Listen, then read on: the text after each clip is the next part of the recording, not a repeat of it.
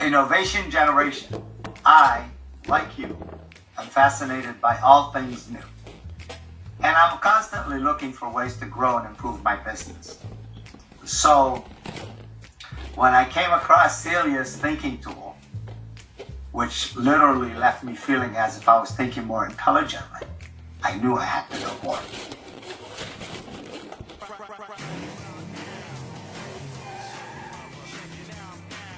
If you're the type of person that spends a lot of time thinking about how best to engage with the heads and minds of a wider community, or indeed how to energise your own thinking so as to think more constructively and creatively, perhaps you're looking to inject ideas and innovation into the very foundations and core of the culture of any organisation.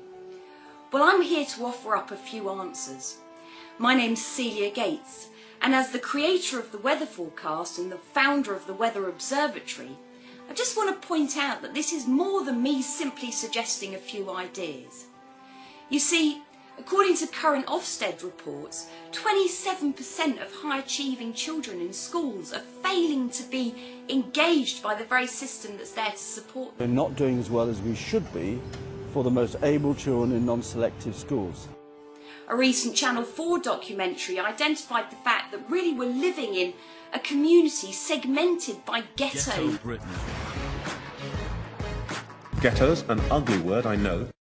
Increasingly, we live with our own kind. When we look at unemployment, well, that spreads wide across Europe. It's really reaching epidemic proportions, the number of people that are currently out of work. And because of that, we need more new businesses to start offering up these new jobs for people to get those places in the first place. But when you look at new businesses, well, the statistics are staggering there too. 1 in 3 survives the first 3 years, and those figures then start to increase towards the negative side dramatically as time goes on. And what happens to the companies that have survived this huge recession? Well, they're finding themselves needing to concentrate on growth right now, and so they perhaps look towards mergers and acquisitions. And 2 out of the 3 of those fail, according to a recent study conducted, because of a lack of cultural integration.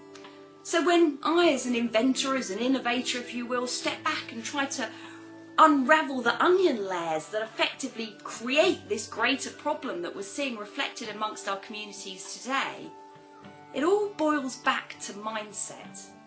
It's time we upgraded the way we're thinking. Seriously, it's as if we're running 1970s style software on hardware that's 100 million times more capable than even Intel's extreme processor at the moment. We're born with this incredible hardware in our heads. And this then gets conditioned by society. Effectively, it has software installed on it.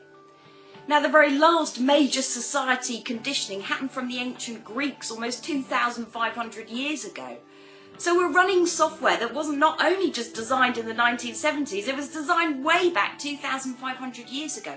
It's what teaches us to weigh up the pros versus the cons by means of reaching a reasonable decision. To take the devil on one side of our shoulders and the angel on the other, and to effectively put them into argument with each other, like the politicians do, for and against a certain argument.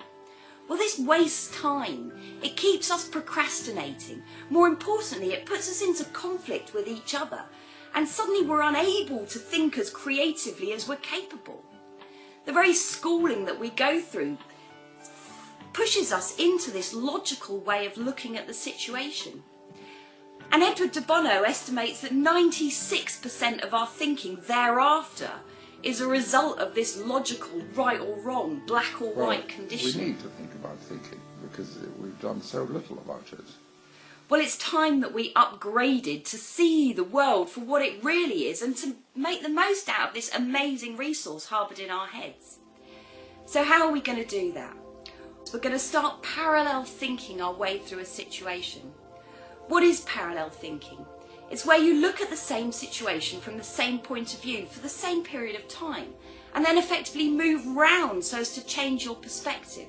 And this is important because 90% of the mistakes we make are not errors of logic, they're errors of perception.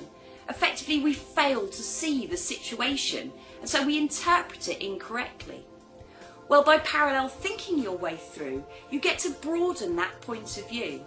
I'm going to illustrate this to you with the story of the 6 and 9. So she looks at the number between the two characters and she sees a number 6.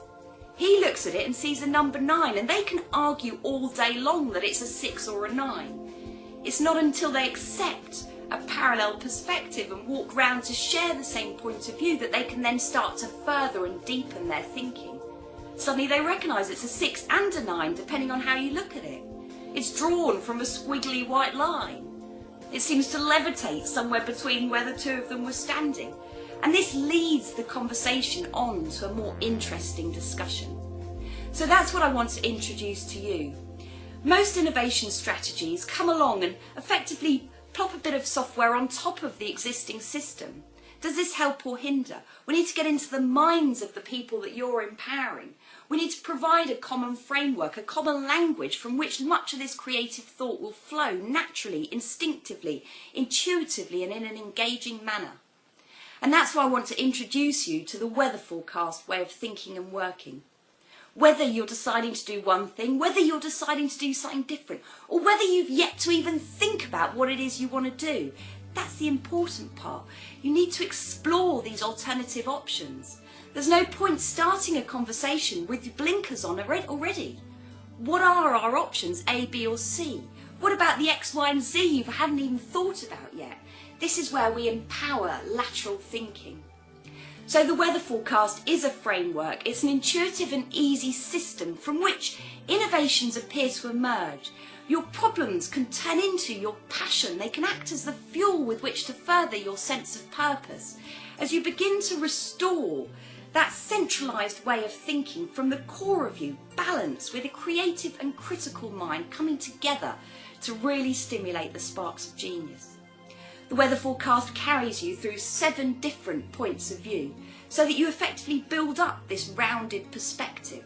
It's a fresh thinking exercise that takes you outside of your usual way of looking at the situation so as to see it differently.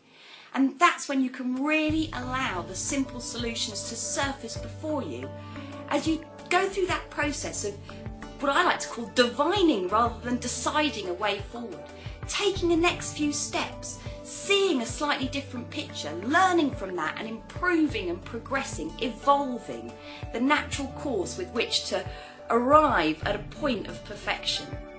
So this is not about getting it right first time. As with learning to play a musical instrument, thinking requires practice. Your brain's a muscle after all. You've got to exercise it daily, and that's when the flexibility really comes back. And suddenly, by working together, you start to empower the minds of the people around you, and constructively, creatively, collaboratively, great ideas start to emerge. So I invite you to take the most out of this site that surrounds you.